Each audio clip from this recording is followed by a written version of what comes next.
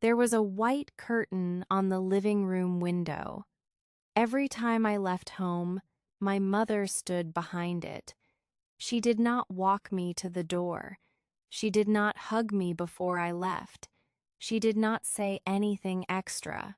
She just stood at the living room window, one hand lifting the curtain up a little, and watched my car go down the driveway, down the small road in front of the house, until it was gone. I knew she was there because every time I checked the rearview mirror before pulling away, I could see that window. The curtain lifted, her shape behind it. I never asked why. I only understood the day I took that curtain down. My name is Ryan. I am 36 years old. I manage construction projects in the city. I live in a small apartment near my office, drive to work in the mornings, come home late. 2 years ago, I got divorced. My 2 kids live with their mother. I see them on weekends less often when work is bad. My life is fine, just busy, and sometimes hollow in a way I can't quite name. My mother's name is Margaret. She is 74. She has been a widow for 10 years. My father died when I was 26. Since then, she has lived alone in the old house in a quiet suburb, the house I grew up in. Small front garden she tended every morning, trimming, watering, cutting the grass. Evenings, the news, a cup of tea, early to bed. She was a practical woman, not someone who talked about feelings, not the kind of mother who said, "My darling," or "I miss you terribly." When I called on Sundays, she asked practical things. Had I eaten breakfast? What was the weather like? Was the car running all right? Sometimes she mentioned a neighbor, or something in the garden, or the pipe on the side of the house that had started to leak, and the repairman came, but didn't do it properly. She never said, "I wish you'd visit more." Never. It's been so long. Not once. Every time I came to visit and then left, and it was the same every time she did not walk me out. She stood in the living room, one hand on the curtain, and watched the car go. From inside the car, in the rearview mirror, I could see that window, the curtain, her shape.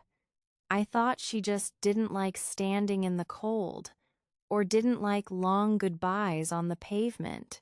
I never asked. I just lifted one hand toward the mirror, the way you wave at someone you know is watching, and drove. When I was small, my mother was not a woman who hugged easily or said sweet things. She didn't say, "I'm proud of you," or "You did well," or "I love you." Those words were not part of how she moved through a day. Not because she was cold, but because love, for her, came out through things, not words. When I was sick, she woke earlier than usual to make chicken soup, the long kind, from bones, not the quick kind. When I stayed late at school for sports, she sat in the car in the parking lot and waited, for an hour sometimes, without complaining. On nights I studied late for exams, there was always a glass of milk and something to eat on the table in the morning. She'd gotten up before me to put it there. She never said, "I know you're tired." She just left the milk. When I was 8, I skipped school one Wednesday to play at a friend's house. The teacher called. When I came home that afternoon, I found my mother in the kitchen and braced myself. She looked at me for a moment. Then she said, "Go wash your hands and come eat." That was all. No shouting, no lecture, no questions. Just, "Go wash your hands and come eat." I sat and ate and felt more unsettled than if she'd raised her voice. I didn't know what to do with her silence. I didn't know if it was better or worse than being told off. That night, I lay in bed and looked through the gap in my door into the living room. She was sitting there in the dark. No lights, no television, just sitting.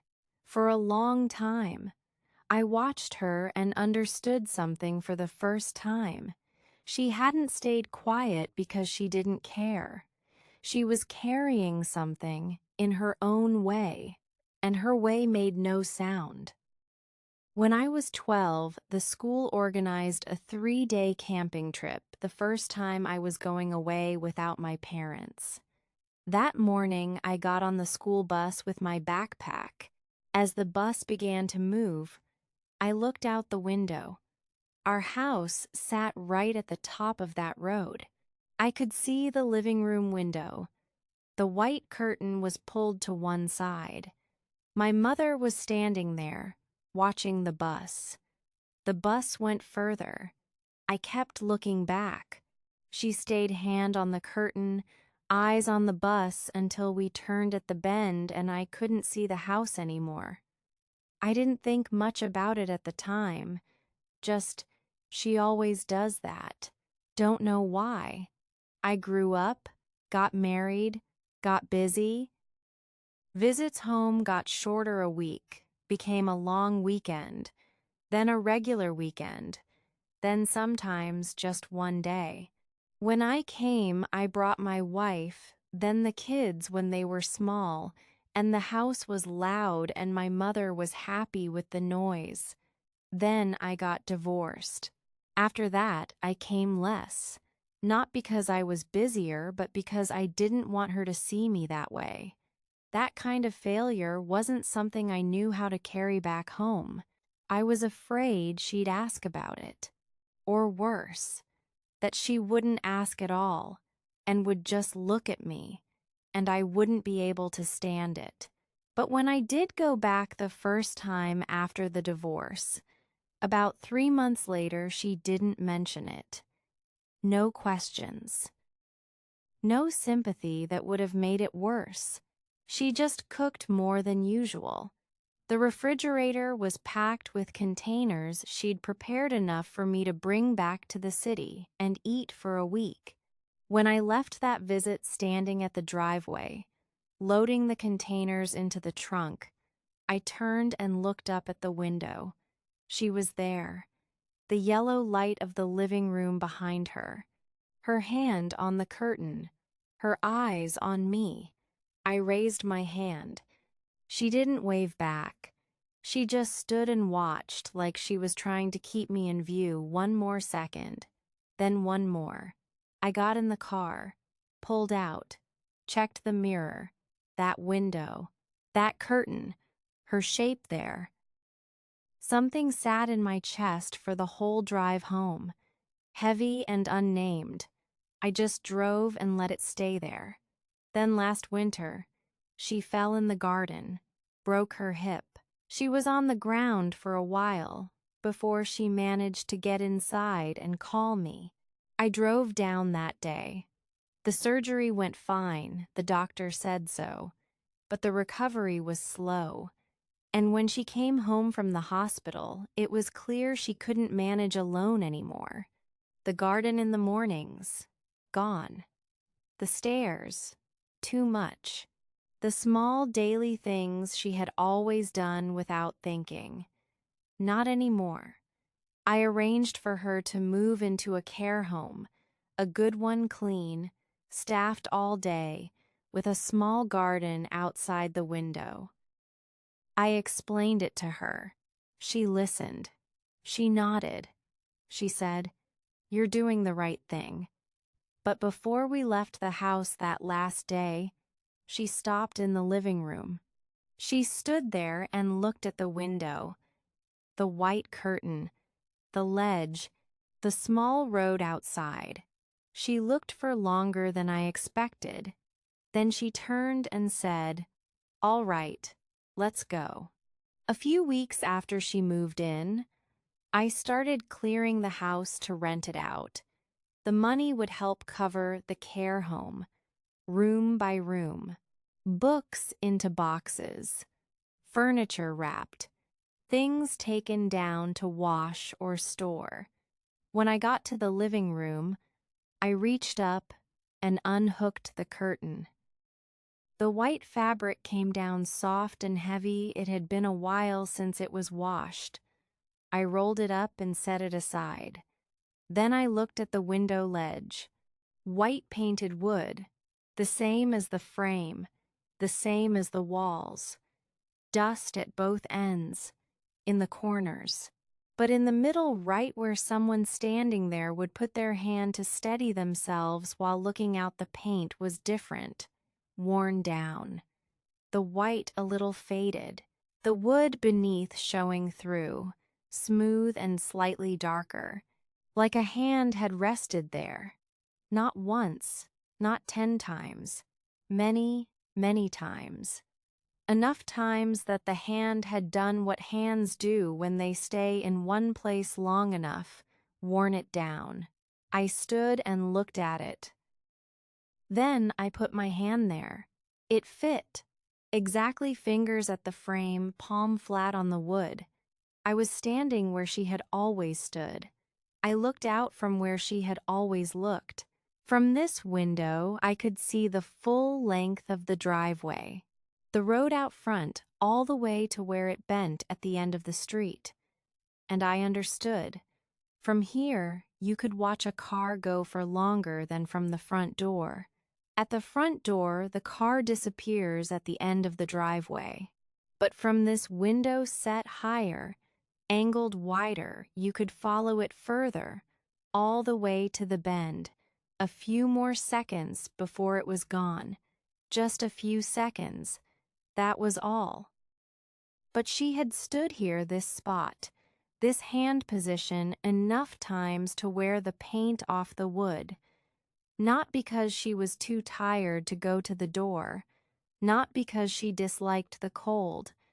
She stood at this window because from here she could watch me go for a little longer. A few more seconds before the car turned, and there was nothing left to see. Every time, not missing one, I sat down on the floor.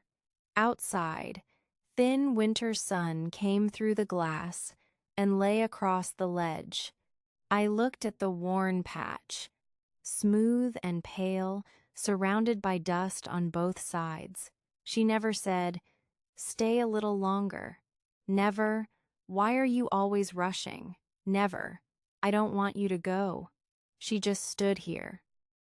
And her hand wore the wood down. That was how she said it. I stayed on that floor for a long time. The room around me was empty, boxes stacked, furniture pushed to the sides. Just the rolled-up curtain and the worn ledge and the winter light moving slowly through the glass. I didn't cry straight away. I just looked at that small, smooth patch and stayed with it. After that, I visited more often. Not from guilt, not from duty. I just wanted to. I wanted to sit next to her with nowhere else to be, nothing to check, no reason to hurry. Just sit. Her room at the care home had a window looking onto a small garden at the back. The garden was bare at this time of year, but there were a few dark green bushes and a wooden bench outside. She liked to sit by that window in the afternoon's wicker chair, thin blanket on her lap, and look out. I sat with her. Sometimes we talked. Sometimes we just looked at the garden. The quiet between us didn't feel like a gap anymore. It felt like two people who had been alongside each other long enough to not need to fill every moment. A month later, I brought the kids. First time they'd seen her since she moved in. 9 and 6, they sat inside for about 15 minutes before asking if they could go out to the garden. She said, "Go ahead." I watched her watch them. She turned her chair toward the window. They ran out, the older one first, the younger one following, tripping, back up, running again. She tracked them. Her hand came to rest on the window ledge. Gently, naturally, the same spot. I looked at that hand. Hand, same place, same way of watching. I didn't say anything. I pulled my chair up next to hers and we both faced the window. Pale afternoon sun. The sound of the kids outside.